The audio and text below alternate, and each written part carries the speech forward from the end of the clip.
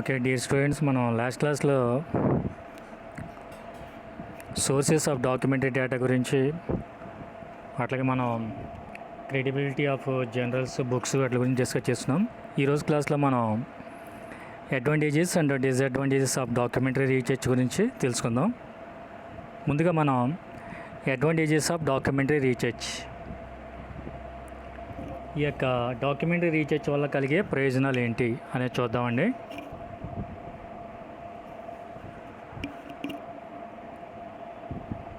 Access to data. Vast amounts of information are held in documents. Depending on the nature of the documents, most researchers will find access to the sources relatively easy and inexpensive. మనం ఏంటంటే ఈ యొక్క డేటాని లేదా వివరాలని ఈజీగా మనం పొందవచ్చు అన్నమాట. ఈ యొక్క డాక్యుమెంటరీ డేటా ద్వారా, డాక్యుమెంట్స్ ద్వారా మనం సోషల్ రీసెర్చ్ మెథడ్స్లో మనం 4 రకాలని చెప్పుకున్నాం: questionnaires, interviews, observation and documents. ఈ యొక్క ఫోర్త్ వన్ డాక్యుమెంట్స్ లేదా డాక్యుమెంటరీ రీసెర్చ్, ఏదైనా ఒకటే. ఈ యొక్క డాక్యుమెంట్స్ లేదా డాక్యుమెంటరీ రీసెర్చ్ వల్ల కలిగే ప్రయోజనాల మొదటిది ఏంటంటే మన యొక్క డేటాని లేదా వివరాలని మనం ఈజీగా పొందవచ్చు, మొదటి ప్రయోజనం. రెండోది ఏంటంటే cost effective. Documentary research provides A cost effective method of getting data, particularly large scale data such as those provided by the official statistics. మనం ఈ యొక్క డాక్యుమెంటరీ రీసెర్చ్ ద్వారా డేటా పొందేటప్పుడు మనం ఎంతైతే ఖర్చు పెడతామో దానికి తగ్గ ప్రయోజనం పొందే అవకాశం ఉంటుందన్నమాట. మనం ఎంతైతే ఖర్చు పెడతామో దానికి తగ్గ మనకి సార్థకత లేదా ప్రయోజనం అనేది కలుగుతుంది. ఆ విధంగా మనం డేటాని పొందవచ్చు.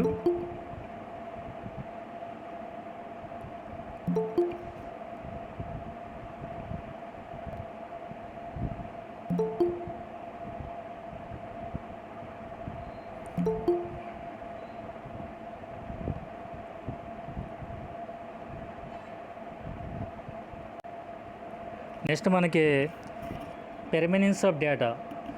Documents generally provide a source of data which is permanent and available in a form that can be checked by others.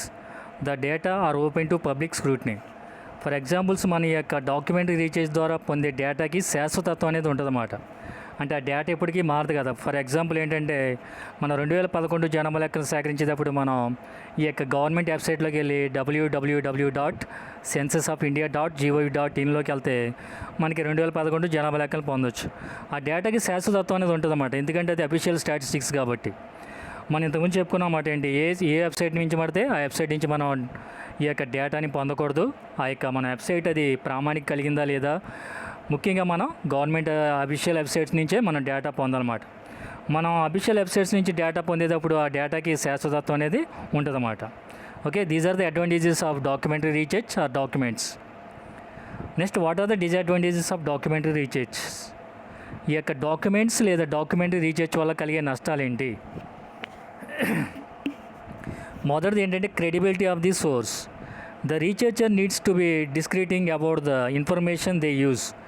Researchers need to evaluate the authority of the source and the procedures as to is to produce the original data in order to gauge the credibility of the documents.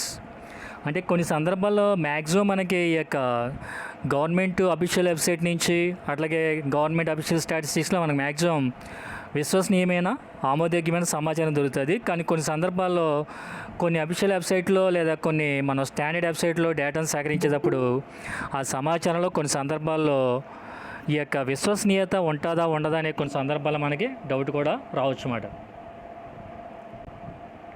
ఇప్పుడు suppose ఒక కుటుంబంలో survey చేస్తారు, జనాభా లెక్కలో ఒక కుటుంబంలో మ్యూట్లో పెట్టినమ్మా. ఒక కుటుంబంలో జనాభా లెక్కలు సేకరించడానికి వచ్చినప్పుడు వాళ్ళు కరెక్ట్గా చెప్పొచ్చు అవతల వాళ్ళకి, అది డేటా సేకరించిన వాళ్ళకి, డేటా సేకరించడానికి వచ్చిన వాళ్ళకి ఆ డేటా వాళ్ళు కరెక్ట్గా ఇస్తే వాళ్ళు కరెక్ట్గా రాస్తారు. సపోజ్ ఆ ఇంట్లో ఫ్యామిలీ మెంబర్స్ 5 ఉన్నారు, కానీ డేటా సేకరిస్తాకు వచ్చిన వాళ్ళకి నలుగురు అని చెప్పారనుకోండి, అక్కడ నలుగురనే నోట్ చేయడం జరుగుతుంది అన్నమాట. ఈ సందర్భంగా కొన్ని సందర్భాల్లో విశ్వసనీయత అనేది లోపించవచ్చు అన్నమాట కొన్ని సందర్భాల్లో. నెక్స్ట్ డిసడ్వాంటేజెస్లో మరొకటి ఏంటంటే సెకండరీ డేటా.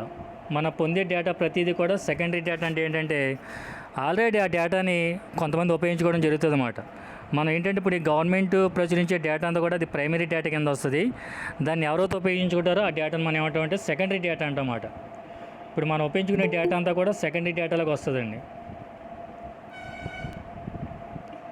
ఈ యొక్క సెకండరీ డేటా వల్ల కలిగే నష్టం ఏంటంటే, when researchers use documents as a source of data, they generally rely on something which has been produced for other purpose and not for the specific aims of the investigation.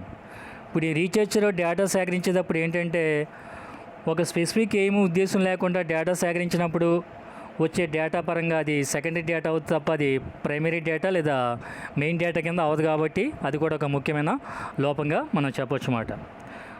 మూడోది ఏంటంటే social constructions, సాంఘికపరమైన నిర్మాణాలు లేదా సాంఘికపరమైన విషయాలను కూడా మనం పరిగణలో తీసుకోవాలన్నమాట.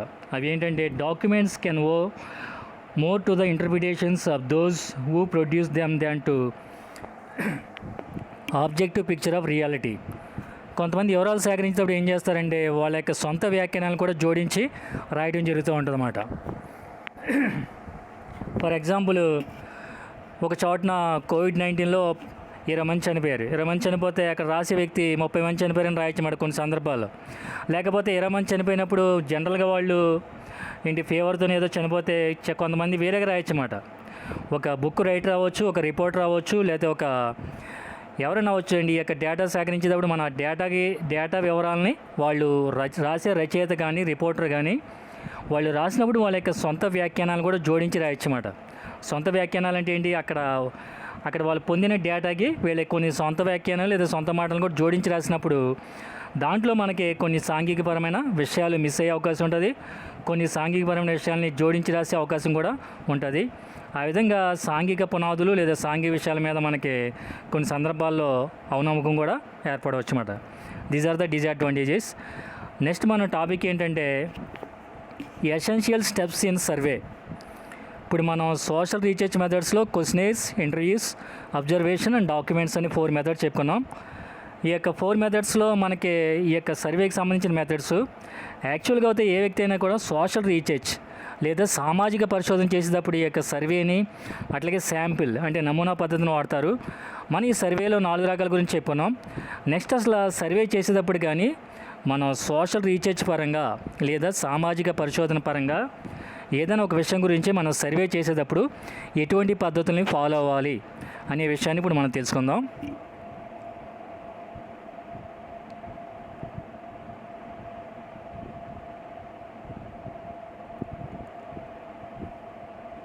ఇప్పుడు ఏదైనా కూడా ఏంటంటే ఒక పద్ధతి ప్రకారం ఏదైనా పని చేసాం అనుకోండి, ఆ పనిలో మనం గుడ్ రిజల్ట్స్ని పొందవచ్చు.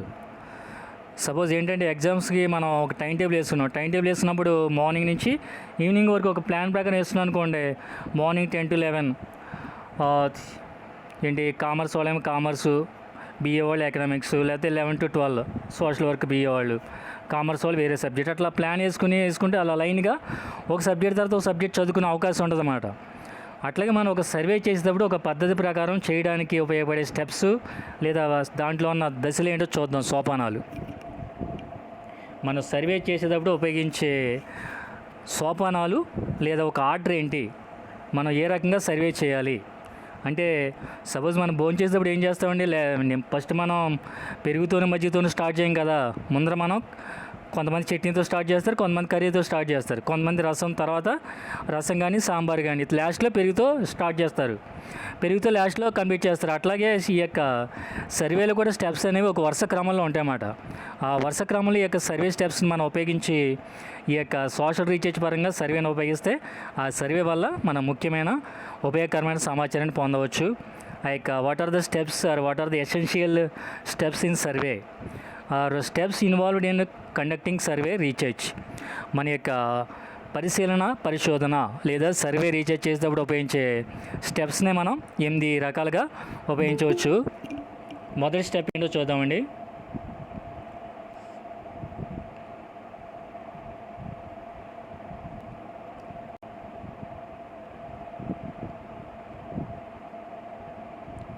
ఫస్ట్ స్టెప్ ఏంటంటే determination of the aims and objectives of study. The researcher must at the outset analyze and assess the relevant areas of issues which need to be studied. ఇప్పుడు ఒక వ్యక్తి ఒక సోషల్ రీసెర్చ్ చేసే వ్యక్తి అతను ఏ లక్ష్యాలు ఏ ఆశయాలు సాధించడానికి రీసెర్చ్ చేయాలనుకుంటున్నాడో దాన్ని ముందర డిసైడ్ చేసుకోవాలి. అతను పరిశోధించాలనుకున్న విషయం ఏంటి, ఆ విషయాన్ని సేకరించినప్పుడు, ఆ విషయం పరంగా వివరాలు సేకరించినప్పుడు దానికి సంబంధించిన లక్ష్యాలు ఏంటి, ఆశయాలు ఏంటి అనేది ముందర దృఢంగా లేదా డిసైడ్ చేసుకోవాలన్నమాట, ముందర నిర్ణయించుకోవాలి. అది మొదటి స్టెప్ అండి.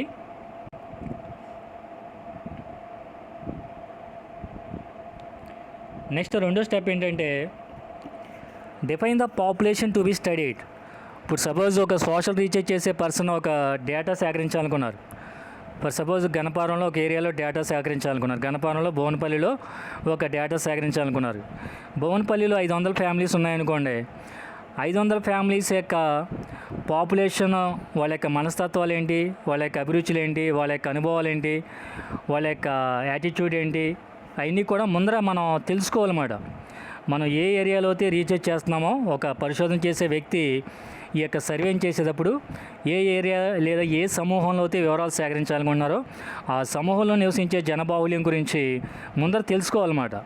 ఆ జనబాహుల్యం యొక్క మెంటాలిటీ ఏంటి, యాటిట్యూడ్స్ ఏంటి, వాళ్ళ యొక్క టేస్ట్స్ ఏంటి, అవన్నీ కూడా తెలుసుకున్నాం అనుకోండి, మనం ఈజీగా యొక్క సర్వే చేసి వివరాలు సేకరించడానికి అవకాశం ఉంటుందన్నమాట. ఎందుకంటే ప్రతి మనిషి ఒక రకంగా ఉండరు కదండి. కోపం వచ్చినప్పుడు ఒక మనిషి ఒక రకంగా ఉంటాడు, ఆనందం వచ్చినప్పుడు మనిషి ఒక రకంగా ఉంటాడు, బాధ కలిగినప్పుడు ఒక రకంగా ఉంటాడు అన్నమాట. అట్లాగే ఒక ఏరియాలో ఉండే మనుషులు కూడా అందరూ కూడా ఒకే రకంగా ఉండాలని లేదు, పూర్తిగా డిఫరెంట్గా ఉండొచ్చు. కాబట్టి ఏంటంటే మనం ఏ ఏరియా లేదా ఏ ప్రాంతంలో మనం డేటా సేకరించాలనుకుంటున్నామో ఆ ఏరియా ప్రజల గురించి ముందర మనం స్టడీ చేయాలన్నమాట. అది సెకండ్ స్టెప్ అండి.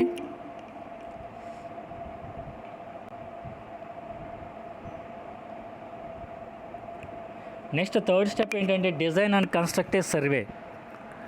ఏంటంటే మనం సపోజ్ ఈ యొక్క సర్వే పరంగా రీసెర్చ్ చేయాలనుకున్నప్పుడు ఒక డిజైన్ అనేది మనం రూపొందించుకోవాలి. Design and construct a survey. For suppose me parents కానీ, మీ ఇంట్లో వాళ్ళు కానీ, మీ పెద్దలు కానీ ఒక బిల్డింగ్ కట్టేటప్పుడు ఒక ప్లాన్ ప్రకారం వెళ్తారన్నమాట. ఒక డిజైన్ వేయించుకుంటారు, బెడ్రూమ్ ఎక్కడ రావాలి, లేదా కిచెన్ ఎక్కడ రావాలి, హాల్ ఎక్కడ ఉండాలి, ఇట్లాగ అన్నిటి కూడా ఏంటి ముందర ఒక ప్లానింగ్ వేయించుకుంటారు అన్నమాట. బాగా పెద్ద భవంతి కట్టేటప్పుడు అయితే ఇంజనీర్ చేత, లేకపోతే చిన్న చిన్న ఇల్లు కట్టేటప్పుడు అయితే సిద్ధాంతులని, లేకపోతే సొంతంగా కొంతమంది ప్లాను లేదా డిజైన్ వేసుకుంటారన్నమాట. ఆ యొక్క డిజైన్ ప్రకారం ఆ యొక్క నిర్మాణాన్ని చేపడతారు. అట్లాగే మనం సర్వే చేసేటప్పుడు ముందుగా మనం ఏ విషయపరంగా సర్వే చేయాలనుకుంటున్నామో దానికి సంబంధించిన లక్ష్యాలని, ఆశయాలను డిసైడ్ చేసుకోవాలి. రెండోది ఏ సమూహం నుంచి మనం వివరాలు సేకరించాలనుకుంటున్నామో ఆ సమూహంలో ఉన్న జనబాహుల్యాన్ని ముందర స్టడీ చేయాలి. అట్లాగే మూడవది ఏంటంటే మనం సర్వే చేసే విషయం లేదా సర్వే చేసే దాని గురించి ముందర మనం ఒక డిజైన్, ఒక నిర్మాణాన్ని తయారు చేసుకోవాలి. మనం ఈ విధంగా తయారు చేయాలి, ఈ విధమైన క్వశ్చన్స్ అడగాలి, మొదట ఇక్కడికి వెళ్ళాలి, మొదట అక్కడికి వెళ్ళాలి, అట్లాగా ఒక డిజైన్, ఒక నిర్మాణం అనేది మనం చేసుకోవాలన్నమాట. మన బ్రెయిన్లో లేకపోతే ఒక రిటర్న్ పూర్వంగా తయారు చేసుకోవాలన్నమాట. ఒక బిల్డింగ్ కట్టేటప్పుడు డిజైన్ ద్వారా మనం ఏ విధంగా ఈజీగా బిల్డింగ్ కట్టగలమో సర్వే ద్వారా కూడా అంతేనండి. సర్వే ద్వారా రీసెర్చ్ చేసేటప్పుడు మన యొక్క డిజైన్ అండ్ కన్స్ట్రక్షన్ అనేది చాలా ముఖ్యమైన విషయంగా మనం చెప్పొచ్చండి. ఇది once the target population is defined by the researcher, he or she needs to design A survey research.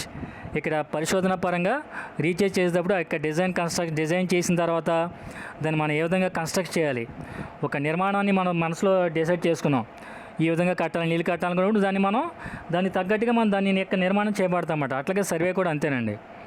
Next నాలుగోది ఏంటంటే select A representative sample. The process of construction of the survey instruments give a way to the selection of the sample from the target population. The researcher selects a sample which represents nearly maximum characteristics of the whole universe or population. మన యొక్క research చేసేటప్పుడు ఏం చేయాలంటే ముందుగా ఒక నమూనా పద్ధతిని follow అవ్వాలన్నమాట. నమూనా అంటే ఏంటంటే మనం 500 మంది జనాభా సేకరించాలనుకోండి వివరాలు. మన యొక్క భువనపల్లిలో 500 కుటుంబాలకి వివరాలు సేకరించాలని అనుకున్నప్పుడు ఒక నమూనా పద్ధతి ప్రకారం మనం ఏం చేస్తామంటే మొదటగా ఒక 10 కుటుంబాలకి వివరాలు సేకరిస్తామంట. వివరాలు సేకరించడం మనకు అర్థమైపోద్ది. ఆ యొక్క కుటుంబాల్లో జనాభా ఎంతమంది ఉన్నారు, వాళ్ళలో అక్షరాస్యులు ఎవరు, వాళ్ళలో నిరక్షరాస్యులు ఎవరు, ఆ డీటెయిల్స్ అనేవి మనకు క్లియర్గా తెలుస్తాయండి. ఆ విధంగా మనం ఏంటంటే ఈ యొక్క ఒక శాంపిల్ మెథడ్ ద్వారా డేటాని సేకరించే అవకాశం అనేది ఉంటుందండి. సో చెప్పండి.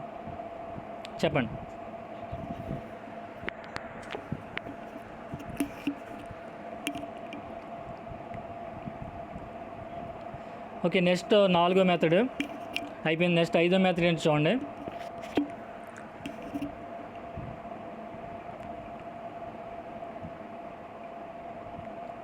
Administrating the survey. ఇప్పుడు ఒక సర్వే చేసేటప్పుడు మనం ఏ విధంగా సర్వే చేయాలి, దాని యొక్క ప్లానింగ్ ఎట్లా ఉండాలి, ఆ సమూహంలోకి వెళ్ళినప్పుడు వాళ్ళతో ఎలా ప్రవర్తించాలో మనం తెలుసుకోవాలన్నమాట. మనం ఎలా మాడితే అలా మాట్లాడానుకోండి, ఇంట్లో వాళ్ళ దగ్గర మాట్లాడి బయట వాళ్ళ దగ్గర మాట్లాడుకోండి, ఈ యొక్క సోషల్ సర్వే చేసేటప్పుడు కొంతమంది కోపదారులు నాలుగు కూడా కోసేస్తారన్నమాట. అంటే మనం కాల్ చేయని తీసుకోవచ్చు కానీ మాట జాగ్రత్త తీసుకోలేమండి. మాట అనేది చాలా జాగ్రత్తగా పొదుగా మాట్లాడాలన్నమాట. ఓకేనండి. కాబట్టి ఈ యొక్క సోషల్ రీచ్ చేసే పర్సన్ కూడా డేటా సేకరించేటప్పుడు ఆ యొక్క మాటని ఆ యొక్క చాలా జాగ్రత్తగా పొదుపుగా వాడాలన్నమాట. ఎలా మాడితే అలా మాట్లాడకూడదు. అట్లాగే మనం ఏ విధంగా ఫస్ట్ ఏంటి నుంచి మొదలెట్టాలి, మనం డేటా సేకరించేటప్పుడు పెద్ద వయసు వాళ్ళ దగ్గర నుంచి స్టార్ట్ చేయాలా, లేకపోతే చిన్న వయసు వాళ్ళ దగ్గర నుంచి స్టార్ట్ చేయాలా, లేకపోతే మ్యారేజ్ అయిన వాళ్ళ దగ్గర నుంచి స్టార్ట్ చేయాలా, లేకపోతే అన్మ్యారీడ్ దగ్గర నుంచి స్టార్ట్ చేయాలా అనేది ముందర మనం ఒక ఎగ్జిక్యూటివ్గా మనం డిసైడ్ చేసుకోవాలన్నమాట. ఇప్పుడు ఒక వ్యవస్థ ఇప్పుడు పరిపాలన సాగాలంటే ఏంటి, ఇప్పుడు మండలంలో ఒక ఎస్ఐ మండలంలో మనకి పోలీస్ పరంగా డ్యూటీ చూడడానికి ఎస్ఐ ఉంటారు. అదే మనకి గణపతి తీసుకుంటే సర్కిల్ ఇన్స్పెక్టర్ ఉంటారు, ఆయన కిందేమో ఎస్ఐ ఉంటారు, ఎస్ఐ కిందేమో ఏఎస్ఐ ఉంటారు, ఏఎస్ఐ కిందేమో హెడ్ కానిస్టేబుల్ ఉంటారు, హెడ్ కానిస్టేబుల్ కింద కానిస్టేబుల్ ఉంటారు అన్నమాట. అది ఒక పరిపాలన పరంగా అక్కడ ఏంటి, ఆ యొక్క గణపురం మండలంలో శాంతి భద్రతలు చూడడానికి అక్కడ శాంతి భద్రతల పరంగా జరిగిన పరిపాలన విభాగాలు అయ్యి. అట్లాగే మనం ఇక్కడ సర్వే చేసేటప్పుడు కూడా మనం ఏ విధంగా చేయాలి ఏంటి అనేది మనం ఒక సిస్టమేటిక్గా మనం డిసైడ్ చేసుకోవడాన్ని ఏమంటారంటే అడ్మినిస్టర్ ద సర్వే అని మనం చెబుతామండి. నెక్స్ట్ ఆరోది ఏంటంటే analyse and interpret the findings of the survey. మనం ఏంటంటే ఇక్కడ వివరాలు సేకరించిన తర్వాత మనం డేటా సేకరించేసాం. డేటా సేకరించిన తర్వాత డేటా లేదా వివరాలని మనం ఎనలైజ్ చేసుకోవాలండి. ఎనలైజ్ చేసుకోవాలంటే విశ్లేషించుకోవాలన్నమాట.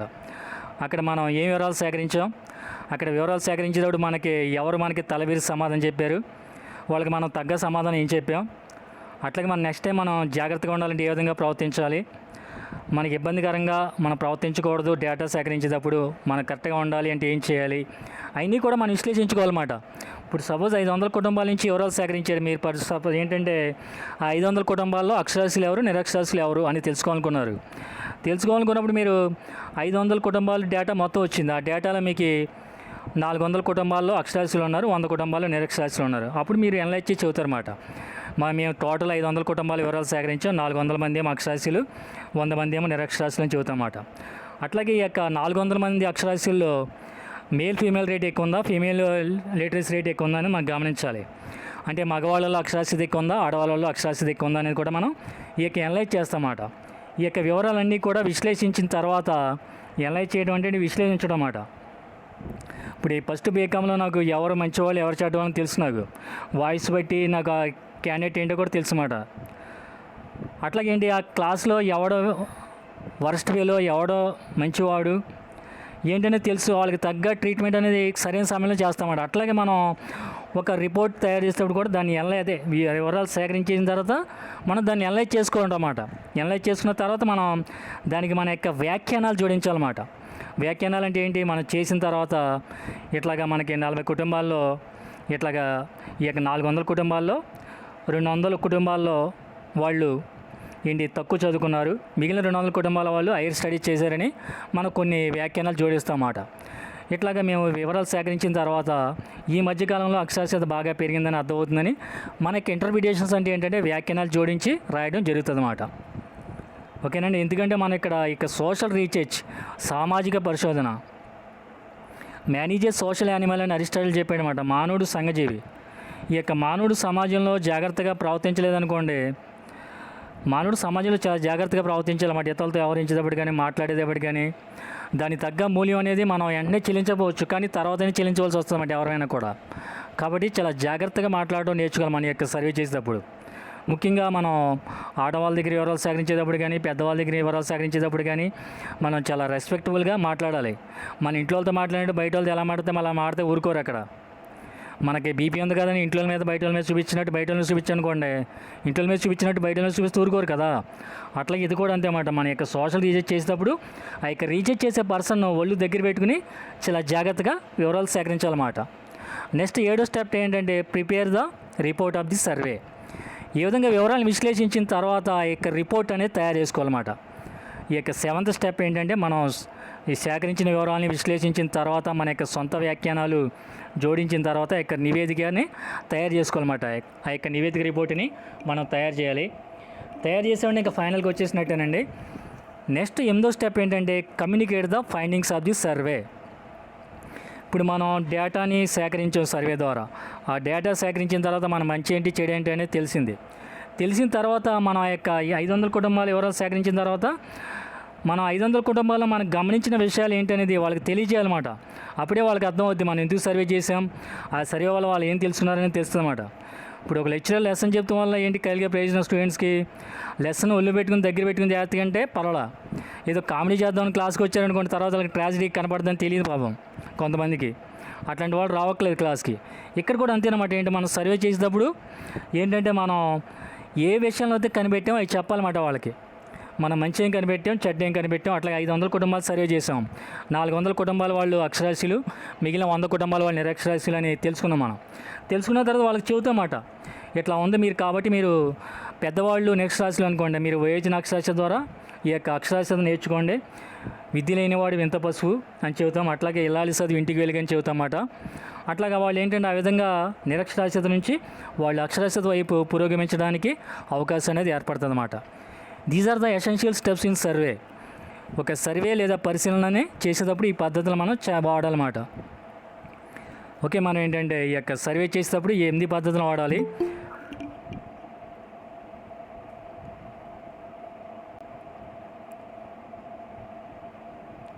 నెక్స్ట్ మనకి ఆన్లైన్ సర్వే అంటే ఏంటో చూద్దామండి. Online survey, what is meant buy online survey and what is meant by offline survey. ఇప్పుడు I am doing the class to you, I am teaching the class to you, I am telling the class to you. This is the online class. What is the meaning of online? Online means controlled by a computer or connected to the computer. Survey is called the online survey. What is meant by online teaching? Controlled by computer or connected to the computer through the teaching is running, that is called the internet surveys. Internet surveys belongs to the online surveys. Your good name? Okay. ఇప్పుడు online survey ఏంటి, offline survey ఏంటో మనం చూద్దామండి.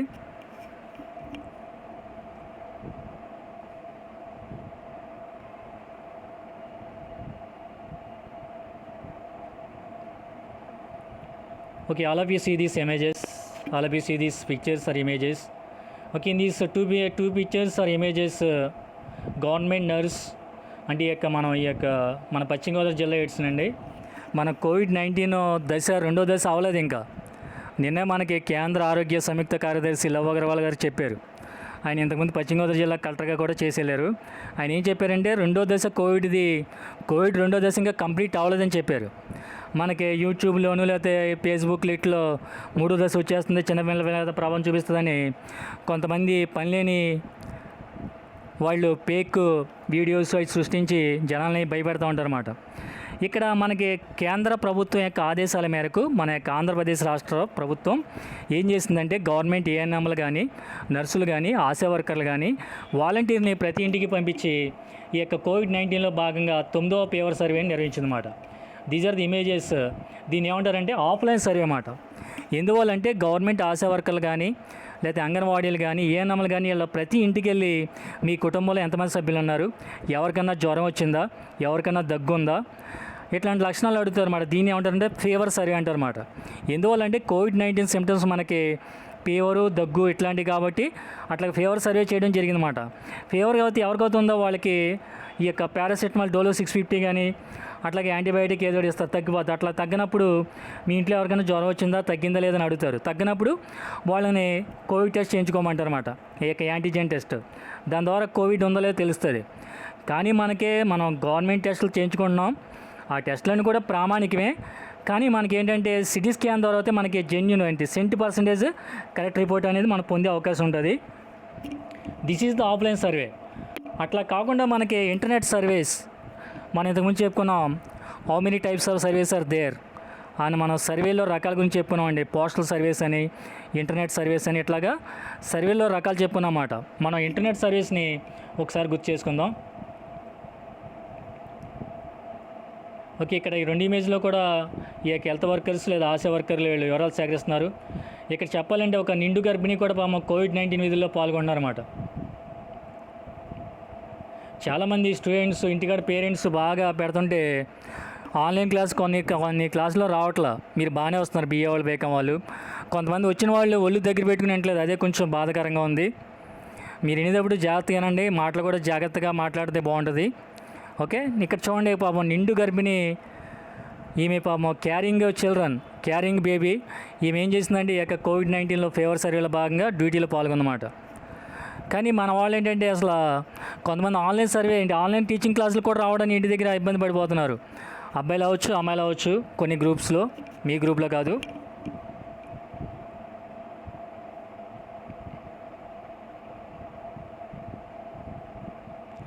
మన internet survey ఏంటో ఒకసారి గుర్తు చేసుకుందామండి. Internet survey is also related to similar to online survey. Online survey అంటే ఏంటంటే which survey controlled by computer are connected to the computer, that survey is called the online survey. A survey అయితే computer చేత నిర్దేశించబడి మరియు నియంత్రించబడి కంప్యూటర్కి అనుసంధానమై చేయబడుతుందో ఆ సర్వేని మనం online survey అంటాం. అదే ఆఫ్లైన్ సర్వే అంటే ఏంటి? సర్వే చేసేవాళ్ళు ఎవరి దగ్గర నుంచో వివరాలు సేకరించాలనుకున్నారో డైరెక్ట్గా లేదా ప్రత్యక్షంగా ఆ వ్యక్తుల దగ్గరికి వెళ్ళి వాళ్ళ దగ్గర నుంచి వివరాలు సేకరిస్తారు. మీకు ఇంతకుముందు చూపించిన ఇమేజెస్ అన్నీ కూడా ఆఫ్లైన్ సర్వే ఇమేజెస్ అండి. మనం ఇప్పుడు ఆన్లైన్ సర్వే అంటే ఏంటంటే ఇంటర్నెట్ ద్వారా అన్నమాట. ఫర్ ఎగ్జాంపుల్ ఎట్లాగంటే an email questionnaire where the questions are sent as part of the email itself. మనకి ఈమెయిల్కి క్వశ్చన్స్ పంపిస్తారు అన్నమాట. క్వశ్చనేర్ అంటే తెలుసు కదండి, set of questions printed for a service called a questionnaire. అంటే మనం సర్వే చేయడానికి లేదా ప్రశ్నల యొక్క సముదాయాన్ని మన ఈమెయిల్ పంపిస్తారు. మన ఈమెయిల్లో మనం ఆ క్వశ్చన్స్కి ఆన్సర్స్ రాసి మనం సెండ్ చేసేయచ్చు అన్నమాట. దాన్ని ఏమంటారంటే ఇంటర్నెట్ సర్వే అంటారన్నమాట. అట్లాగే మనం గూగుల్లోకి వెళ్తే కొన్ని వెబ్సైట్స్ ఉంటాయన్నమాట. ఆ వెబ్సైట్లో కొన్ని వెబ్ పేజెస్ ఉంటాయి. అట్లో దాని మీద మేము సర్వే చేస్తున్నాం, మీరు యొక్క అభిప్రాయం చెప్పండి అని మనకు కొన్ని వెబ్ పేజెస్ కనబడుతూ ఉంటాయి. మన యొక్క వెబ్సైట్లో ఆ వెబ్ లింక్కి వెళ్ళి లోపలికి వెళ్తే ఆ సర్వే పేజెస్ కనబడతాయి అన్నమాట. మనకి ఇష్టమైతే ఫిల్ చేస్తాం, అది లేదు. దాన్ని ఏమంటారంటే ఆన్లైన్ సర్వే అంటారన్నమాట. అంటే ఇంటర్నెట్ సర్వీస్ లాంటివే ఆన్లైన్ సర్వీస్ అన్నమాట.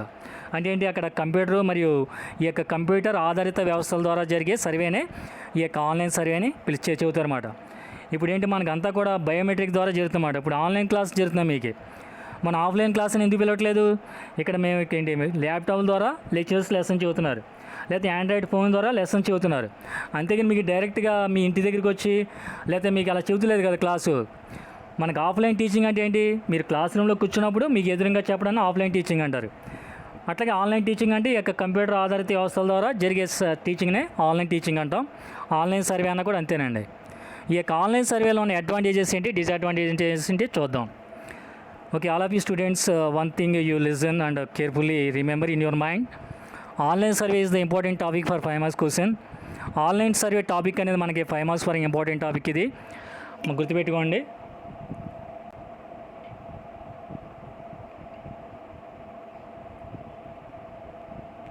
ఆన్లైన్ సర్వేలో ఉన్న అడ్వాంటేజెస్ ఏంటంటే, మొదటిది అడ్వాంటేజ్ లో కాస్ట్స్. అంటే మనకి ఆన్లైన్ సర్వే ద్వారా ఇంటర్నెట్ ద్వారా చేస్తాం కాబట్టి మనకి తక్కువ ఖర్చుతో సరిపోతుంది అన్నమాట. మనకు తక్కువ ఖర్చు అవుతుంది దీని ద్వారా. రెండోది ఏంటంటే మనం రియల్ టైమ్ యాక్సెస్. ఇప్పుడు మనం ఒక టైంలో మనం ఆ యొక్క రీఛార్జ్ చేసేటప్పుడు ఆ డేటాని ఈమెయిల్ పంపిస్తాం కదా నాకు క్వశ్చన్స్, అతను అదే సమయంలో ఆ క్వశ్చన్స్కి ఆన్సర్స్ మనకు పంపించేస్తారు కాబట్టి రియల్ టైంలో మనం ఆ యొక్క వివరాలను పొందే అవకాశం అనేది ఉంటుందన్నమాట. అది ఒక అడ్వాంటేజ్ కింద చెప్పొచ్చు అన్నమాట. అట్లాగే ఈ యొక్క ఆన్లైన్ సర్వే ద్వారా వివరాలు సేకరించేటప్పుడు మనకి తక్కువ సమయం సరిపోద్ది. అదే మనం ఆఫ్లైన్ సర్వే అనుకోండి, ఇంటికి వెళ్ళినప్పుడు ఇంట్లో వాళ్ళు ఉండాలి, లేదా ఇంట్లో ఉన్న కొంతమంది స్టూడెంట్స్ అబ్బాయిలు కొంతమంది తలతిక్కతమా సమాధానం చెబుతారన్నమాట.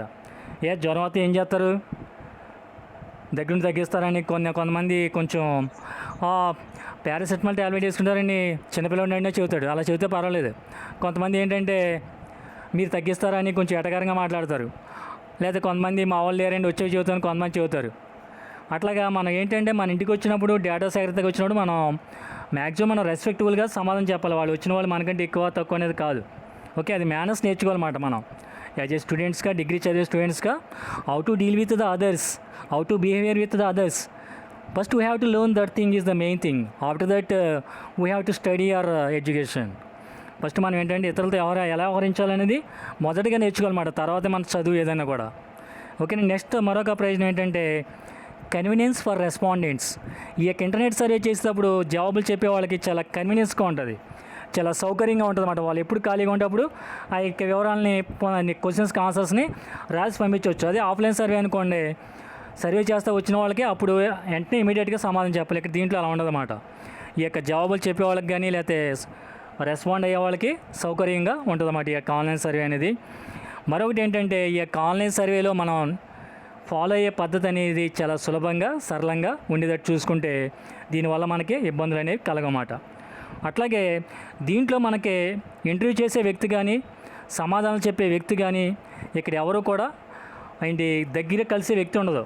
వ్యక్తి దగ్గర పక్క నుండి అవకాశం ఉండదు. ఎందువల్లంటే మీరు ఆన్లైన్ టీచింగ్ చెబుతున్నాను నేను. ఇందాక ఆడు ఎవడో మాట్లాడాడేంటి ఏదో నాకు వినపడలేదు అనుకున్నాడు, ఏంటి తెలియదు అనుకున్నాడు. అంటే నేను ఫేస్ చూడాల, నాకు ఆ వాయిస్ బట్టి నెంబర్ బట్టి నాకు తెలుసుకుంటాను నేను. అంటే ఇక్కడ ఆన్లైన్ టీచింగ్ కాబట్టి తెలియట్లేదు అన్నమాట. అది ఆఫ్లైన్ అనుకోండి ఇమీడియట్గా యాక్షన్ ఉంటుంది అన్నమాట, అక్కడికక్కడే అన్నమాట. ఇంకా మరో ఏంటి అసలు ఇమీడియట్ యాక్షన్ అన్నమాట, ఇంకా ఆలస్యం కూడా ఉండదు అన్నమాట.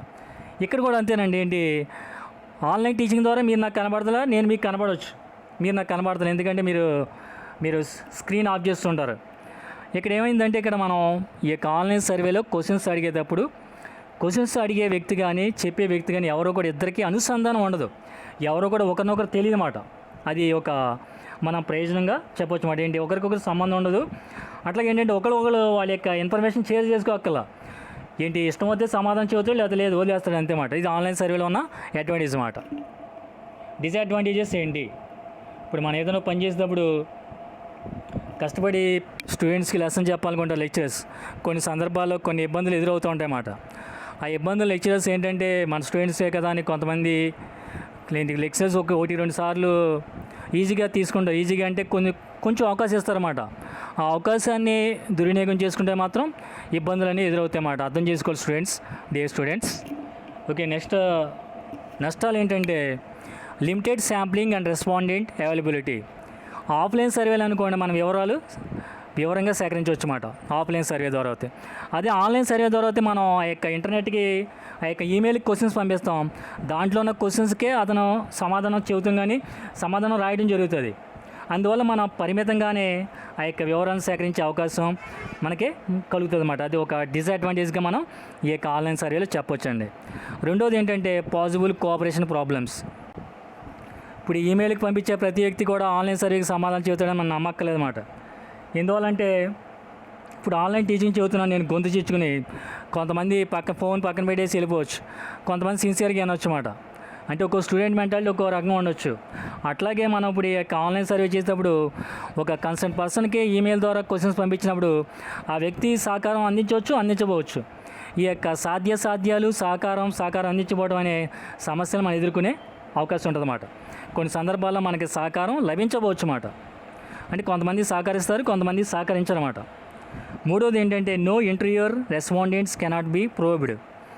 ఈ యొక్క మూడో దాంట్లో ఏంటంటే మనం చెప్పుకున్నట్టు ఇంటర్వ్యూ చేసే వ్యక్తి కానీ ఇంటర్వ్యూ చేయబడే వ్యక్తులు కానీ ఆఫ్లైన్ సర్వేలో అయితే డైరెక్ట్గా ఉండే అవకాశం ఉంటుంది మన క్వశ్చనర్స్ ద్వారా కానీ సర్వే ద్వారా కానీ చేసేటప్పుడు. కానీ ఈ యొక్క ఆన్లైన్ సర్వే ద్వారా చేసేటప్పుడు ప్రశ్నలు అడిగే వ్యక్తి కానీ అట్లాగే ఈమెయిల్ ద్వారా క్వశ్చన్స్ అడిగే వ్యక్తి కానీ జవాబులు చెప్పే వ్యక్తి కానీ భౌతికంగా పక్కన వాళ్ళిద్దరూ ఉండరన్నమాట. భౌతికంగా ఎవరు ఎక్కడ ఉంటారు చెప్పేయండి. క్వశ్చన్స్ అక్కడ రాసి పంపించిన వ్యక్తి ఒక రంగా ఉంటారు, చెప్పే వ్యక్తి వేరే చోటన ఉంటాడు. వాళ్ళిద్దరు కూడా భౌతికంగా దగ్గరగా ఉండే అవకాశం ఉండదు. అట్లాంటప్పుడు వాళ్ళిద్దరి మధ్య ఏంటి నేను చెప్పాలి పలానా పర్సన్ పొలైట్గా మాట్లాడుతున్నానే యాటిట్యూడ్ ఉండదు. అట్లాగా క్వశ్చన్స్ అడిగే వ్యక్తి కూడా యాటిట్యూడ్ సరిగ్గా ఉండదన్నమాట.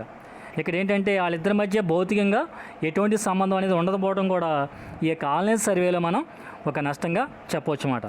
These are the advantages and disadvantages of the online survey. Okay, offline survey ఏంటంటే వివరాలు సేకరించే వాళ్ళు డైరెక్ట్గా ఆ యొక్క హౌసెస్ దగ్గరికి వెళ్ళి వివరాలు సేకరిస్తారు. దాన్ని మనం ఆఫ్లైన్ సర్వే అంటాం.